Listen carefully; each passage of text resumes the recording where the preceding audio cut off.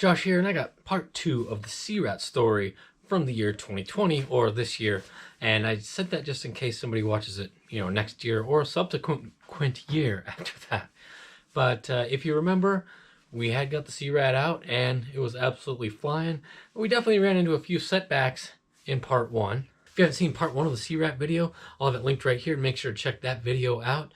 In the last video, we did quite a few things with the SeaRat, but we ended that video with the SeaRat getting towed in, and it ended up sinking.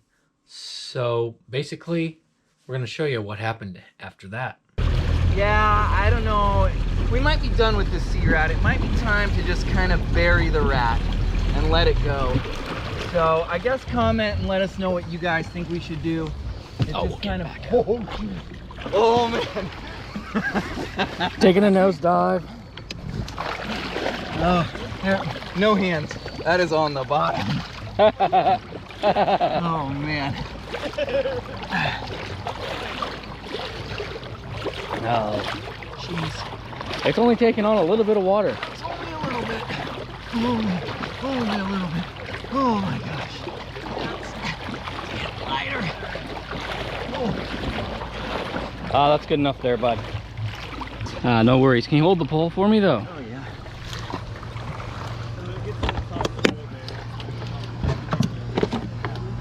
Oh, just a little bit of water in there. And not too big of a deal at all.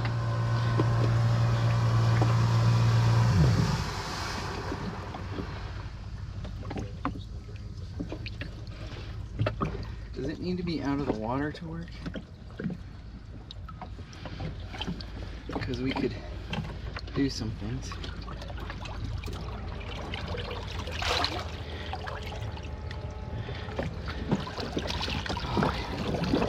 Well, there we go. No big deal. I mean, this thing's already got a bilge. This water is warmed, actually. I mean, who knew? It looks kind of loose right here, so. Yeah, it's just that hose popped off the exhaust again. Oh. The hose pops off? Yeah, it's tucked back in there. Oh. I couldn't find a new replacement, so Gotcha. I tried something a little different. Obviously, it didn't work. So I'll do some work on this, and we'll have it back out soon. Definitely gonna do a good rinse on this thing.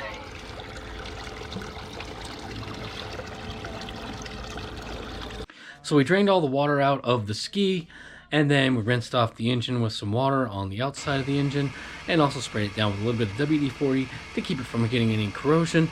Now I'm going to remove the water from the inside of the engine by turning it over with the spark plugs removed. After the water is removed from the engine, attempt to start it and it still won't start. Pull spark plugs, see that they're wet, blow the spark plugs off, put them back in, try to start it again. And repeat until the engine starts.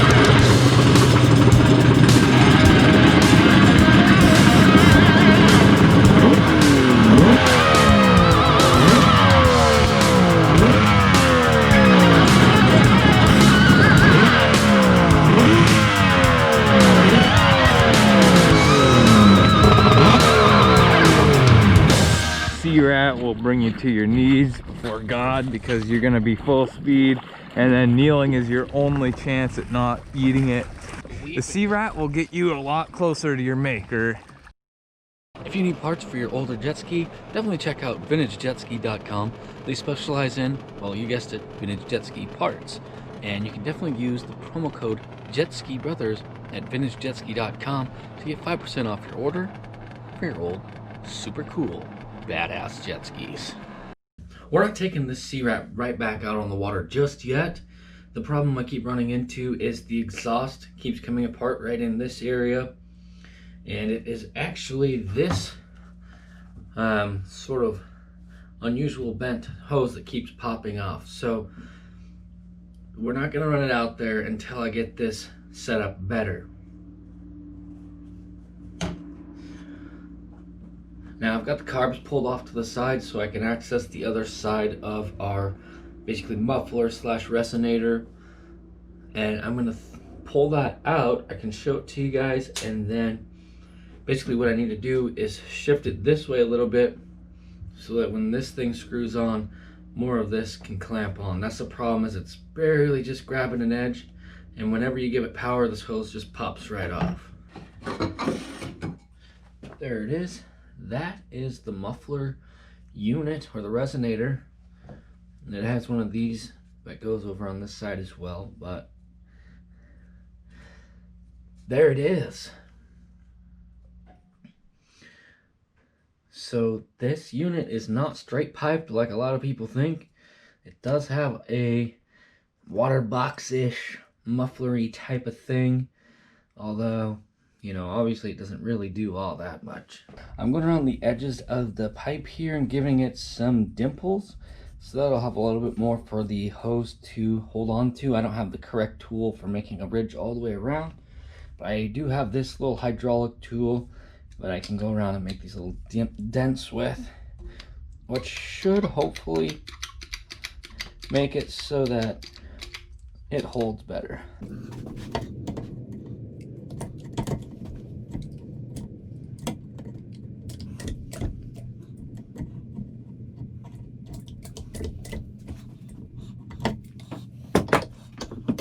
There we go. Now it'll have a little bit of something.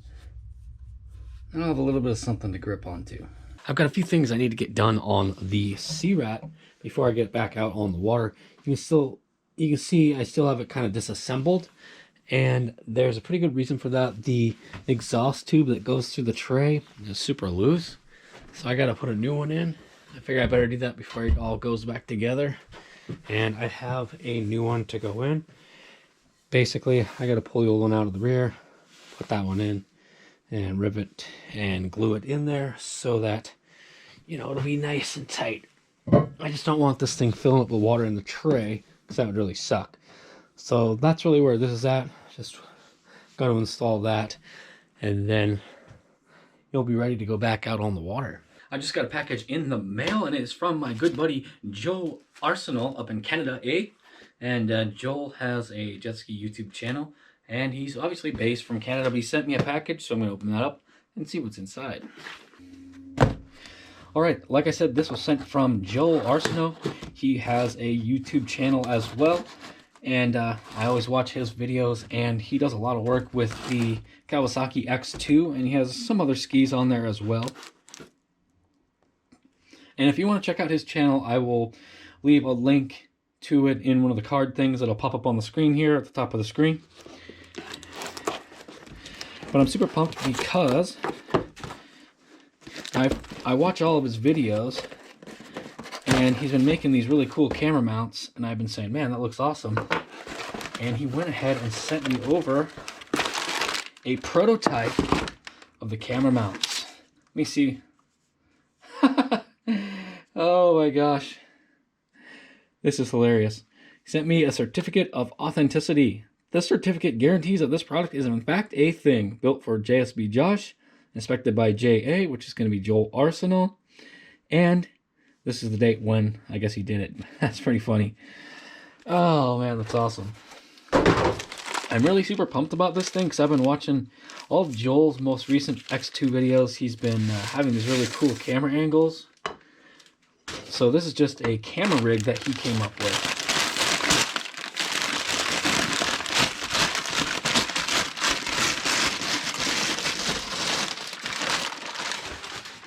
Oh, dude, how cool is that?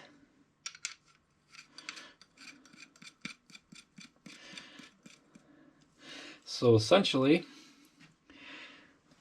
this just mounts to your typical GoPro mount. I would show you it on the camera, but my camera is mounted to that mount right now.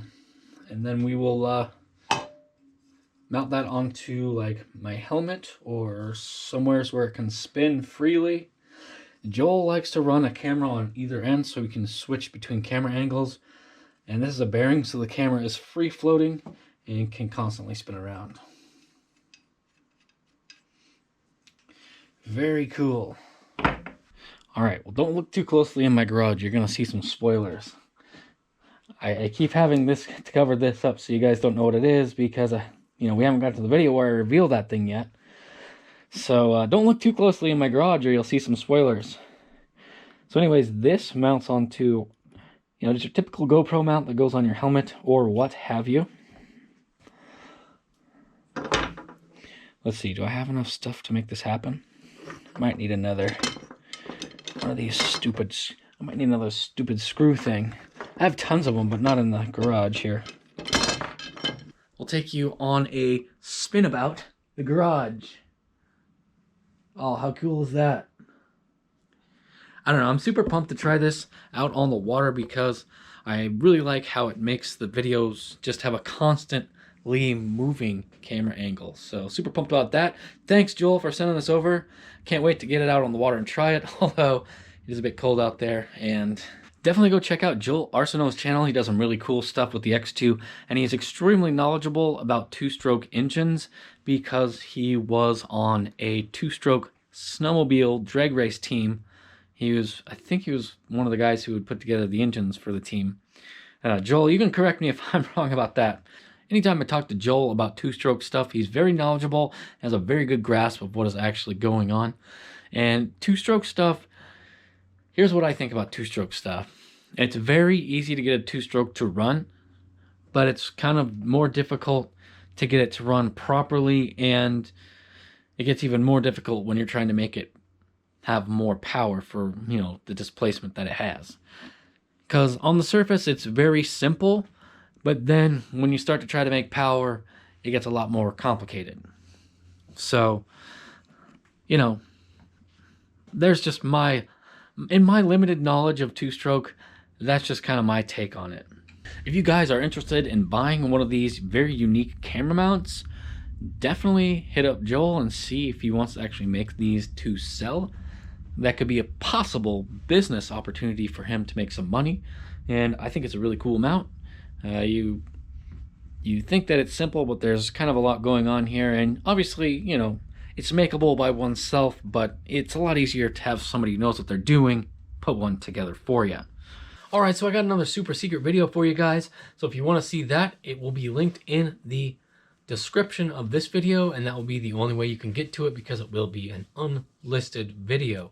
And it's just for you hardcore guys who really like the whole JSB thing, the diehard fans. So that's just for you guys. It seemed like you liked the last one, so just gonna go ahead and do it again.